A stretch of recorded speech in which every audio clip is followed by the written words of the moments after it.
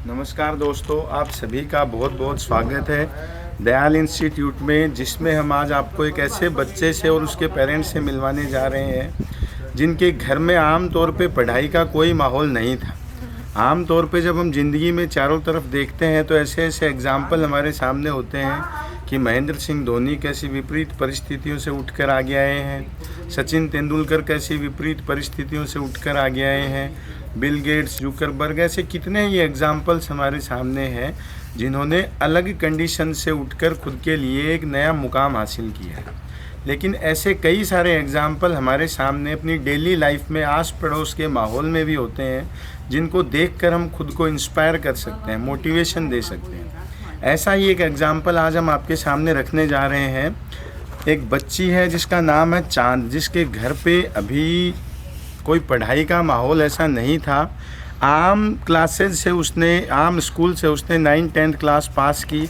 उसके बाद में उसके पेरेंट्स के लिए, फैमिली के लिए ऐसा सोचना भी एक बड़ी चीज़ था कि किसी दिन ये बच्ची किसी अच्छे टारगेट को अचीव कर सकती है, या नीट, IIT जैसे किसी एग्ज़ाम को एक गांव के एटमॉस्फेयर से उठी हुई बच्ची क्लियर कर सकती है, जिसके घर में IIT, नीट तो दूर की चीज़ है, पढ़ाई का आम तौर पे कोई माहौल भी नहीं है। हम देख सकते हैं पूरे तरीके से जो माहौल पढ़ाई से बहुत दूर है। सीकर से लगभग 15 किलोमीटर दूर दादिया नाम के इस गांव में चांद का घर है, जहां आस पड़ोस में 2 किलोमीटर तक स्कूल और कॉलेज तो दूर की चीज़ है, कोई घर भी हम नहीं देख सकते हैं। यहाँ जब हम देखते हैं तो गाय, भैंस, बकरी, इनके अलावा आस पड़ोस में कुछ भी नहीं दिखता है।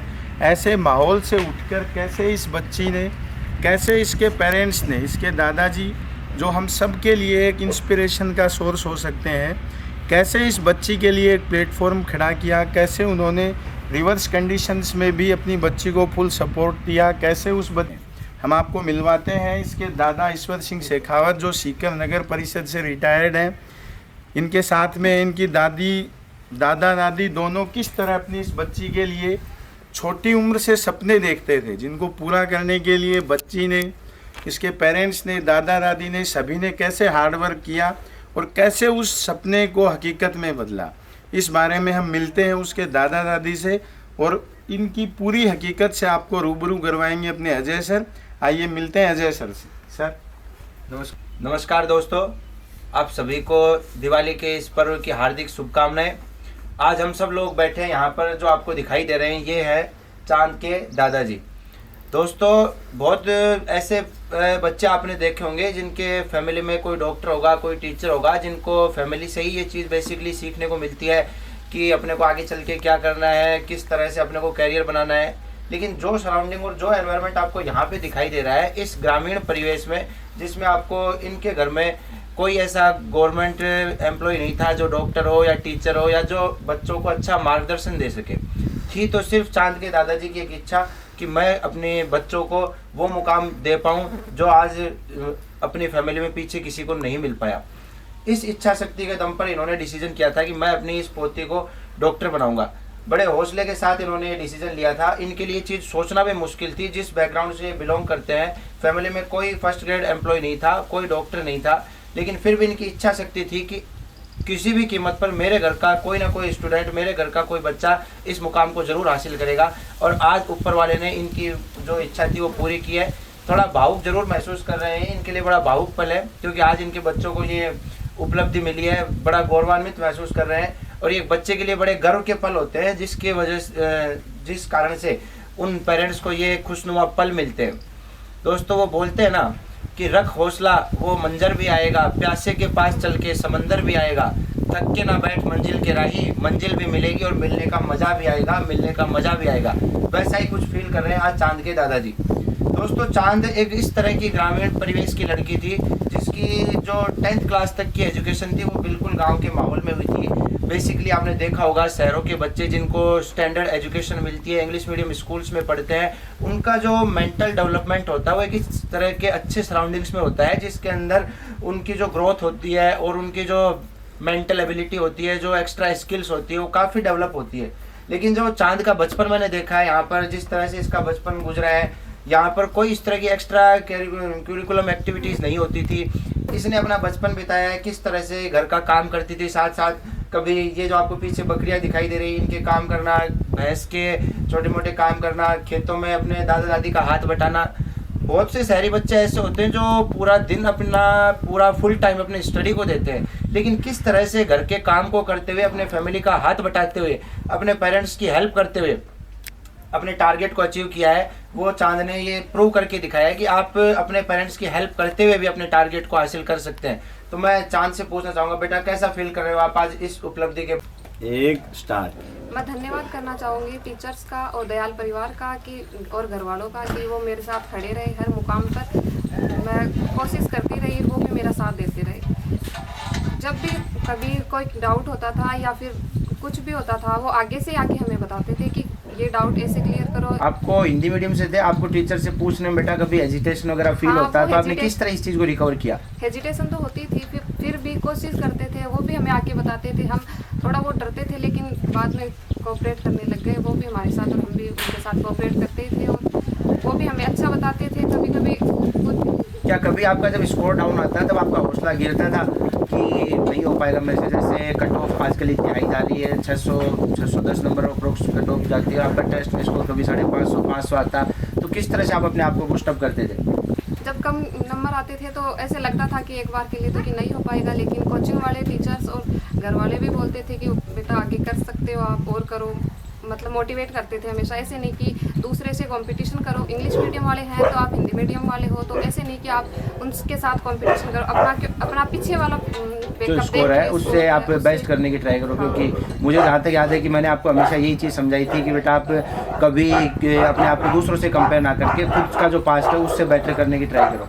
अच्छा, तो और अब आप जो नए स्टूडेंट्स हैं उनको क्या मैसेज देना चाहोगे, किस तरह से वो अपने इन जो ऑब्स्टेकल्स आते हैं या परेशानी आती है उनको पार करके इस टारगेट को कम टाइम में एक्यूरेसी के साथ हासिल कर सकते हैं? वो तो लिमिटेड वर्ड्स में बेटा आप सीमित शब्दों में एकदम एक्यूरेट क्या चीज़ बोलना चाहोगे कि ये करके आप इस एग्ज़ाम को बड़ा इजीली फाइट कर सकते हो? कंटिन्यूस एफर्ट करते रहो और पीछे वाले बैकअप दूसरे के साथ कंपटीशन कम से कम करें और अपने वाले के साथ कि अपन ने पहले क्या किया था अब क्या जो बेटा एक चीज़ मैंने आपके अंदर देखी थी, आपने अपने टीचर्स को हमेशा बड़ा रिस्पेक्ट दिया है, उन्होंने जो हमने आपको कहा आपने हमेशा फॉलो किया। तो क्या इस चीज़ का लेकर आपके माइंड में कभी कुछ था कि जो और तरह के इंस्टीट्यूट होते हैं और क्या यहाँ कम बच्चों के बीच में पढ़ के आपको कभी ऐसा फील हुआ क्या कि कुछ हमें उतना मिल पाएगा नहीं मिल पाएगा, इस तरह कुछ डाउट्स आपके माइंड में थे? कुछ नहीं, ऐसा तो कुछ था नहीं, क्योंकि वो आगे से आके बताते या फिर हम पूछ ही लेते थे उनसे, और वो सारे कुछ क्वेश्चंस हमें ऐसे बताते थे जो मतलब एग्जाम लेवल के अच्छे क्वेश्चन होते थे। तो बेटा ओवरऑल मैं सीमित शब्दों में आपको एक बात पूछना चाहूँगा कि आपका जो लास्ट प्रीवियस ईयर जो आपका एक्सपीरियंस रहा अपने इंस्टीट्यूट के साथ, क्या फील किया आपने? आप ने क्या किस तरह की फील किया कि आप ये जो इतना सक्सेस आपको मिला है इसमें आप अपने इंस्टीट्यूट का क्या रोल मानते हो? लगभग पूरा रोल तो उन्हीं कोचिंग वालों का ही है कि टीचर्स का ही है। जैसे कोविड की प्रॉब्लम आई तो सब जगह छुट्टियां हो गई थी, बच्चे दूर थे, तो इस प्रॉब्लम में आपके टीचर्स ने जो आपको कोऑपरेट किया, क्योंकि अपने इंस्टीट्यूट में हमने जहाँ तक आपको ये ट्राई किया था कि हम इंडिविजुअली हर बच्चे तक जा सके, उस तक पहुँच सके और उसकी प्रॉब्लम्स को सॉर्ट आउट कर सके, क्योंकि ऑनलाइन के अंदर बच्चों की जो प्रॉब्लम्स थी वो सही ढंग से दूर नहीं हो सकती थी। उस परेशानी में जब हम अपने टीचर्स, चाहे वो केमिस्ट्री वाले सर हो, चाहे बायो वाले सर हो, चाहे फिजिक्स वाले सर हो, उन्होंने पर्सनली जो आपको इतना टाइम दिया, आपके घर तक आके आपकी प्रॉब्लम्स को सॉर्ट आउट किया, उस चीज़ का कुछ रोल मानते हो? अगर वो नहीं होता तो क्या आप आज इस जगह हो पाते? नहीं, क्योंकि पर्सनली मिलते हैं तो अपने जितने भी डाउट होते हैं छोटे बड़े सारे पूछ लेते हैं, और ऑनलाइन में तो क्या होता है पता नहीं चलता, अपन को इतना समझ भी नहीं आता, बोल देते हैं समझ आ गया। वो पर्सनली अपन से क्वेश्चन या डाउट पूछते हैं तो अपन को पता लग ही जाता है। टीचर्स भी कुछ क्वेश्चन अलग अलग पूछते रहते हैं घर वाले। चलो बेटा, अच्छा है। तो अब मैं आपको बहुत बहुत शुभकामनाएं आपको कि आपने इतनी अच्छी उपलब्धि पाई है। आज आपकी वजह से आपके पेरेंट्स गौरवान्वित है, आपके टीचर्स हैं और आपके इंस्टीट्यूट है, सबको आपके ऊपर गर्व है। और अब मैं आपको लेके चलता हूँ चाँद के दादाजी के पास। आप कैसा फील कर रहे हैं इस उपलब्धि के बाद? आप बच्चे ने इतना बड़ा अचीवमेंट लिया, आज मुझे कुछ आप भावुक महसूस हो रहे हैं, आपके हाथ गिरना हुआ है, आपके हाथ में खुशी क्या कैसा फील कर रहे हो आप? मैं पहले से ये सोच रहा था कि जो आदमी परिश्रम करता है वह परिश्रम लगा रहता है, एक दिन ऐसा रहता है कि इस परिश्रम से वो एक दिन जरूर सफल होगा। और इस चांद ने तो मतलब पहले से ही ये विश्वास दिलाया था कि ये मतलब इसमें सफलता प्राप्त करेगी, क्योंकि दिन प्रतिदिन मतलब अपनी बातों में मतलब उन्नति के स्तर पर थी, कभी घबराती नहीं थी।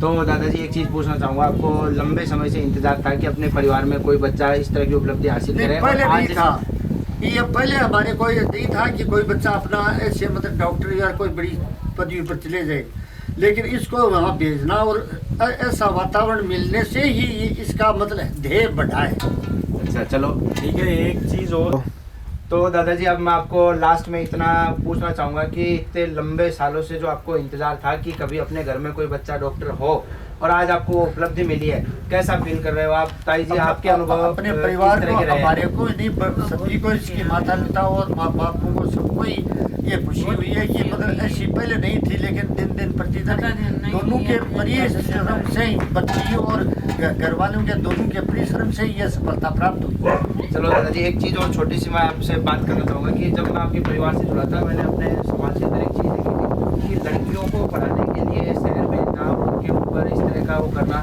कम था। मतलब जहाँ गर्ल्स एजुकेशन की बात आती है तो लड़कियों को पढ़ने के लिए शहर भेजना, और आपने अपने सोसाइटी से अलग हटके डिसीजन लिया, अपने बच्ची को वहाँ पर भेजा, हॉस्टल में रखा, इस तरह का सक्सेस उसको मिला है। अपने समाज के लिए आप और इस तरह का कोई मैसेज जो देना चाहो जिससे और लोगों को प्रेरणा मिल पाए? मतलब कोई भी बच्ची हो या बच्चा हो, उसको यदि थोड़ा विश्वास दे करके फ्री छोड़ोगे तभी वह उन्नति पर कर सकता। उसको बंधन में रखने से मतलब वह उन्नति पर नहीं पहुंच सकता। चलो दादाजी बहुत अच्छी चीज़ है। देखो कितना अच्छा मैसेज यहाँ से अपने को देखने को मिल रहा है कि दादाजी ने ये मैसेज दिया है पेरेंट्स के लिए कि अगर आप बच्चों पर फेथ रख के, ट्रस्ट रख के उनको इस काबिल बनाओ कि वो आपके भरोसे पर खरा उतरे और वो इस तरह की सफलताएं हासिल करे। अपने को फैमिली में बच्चों को ये संस्कार देने चाहिए जिससे कि वो बच्चा आपके भरोसे पर खरा उतरे और अपने फैमिली के बैकग्राउंड को और अपने परिवार के ट्रस्ट को ना तोड़ के दिन रात मेहनत करके इस तरह की कामयाबी हासिल करे जिससे परिवार और अपना देश सब आगे बढ़ पाए। एक बार फिर से मैं इनको बहुत बहुत शुभकामनाएं देता हूँ आपको इस कामयाबी के लिए। चांद बेटा, best of luck for your future. आप हमेशा इसी तरह से ऊंचाइयां छूते रहो और अपने इंस्टीट्यूट का जिस तरह से आपने नाम बढ़ाया इसी तरह से अपने परिवार का और देश का नाम आप बढ़ाते रहो। एक बार दयाल परिवार की तरफ से आपको बहुत बहुत शुभकामनाएं। Best of luck. धन्यवाद।